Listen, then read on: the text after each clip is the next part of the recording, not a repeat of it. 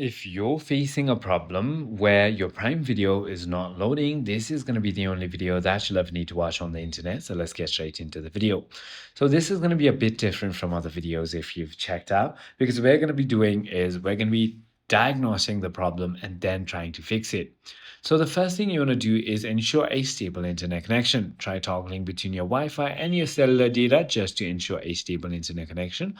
Always make sure that the VPN is off and try toggling on and off your airplane mode just to go ahead and give it that quick network refresh.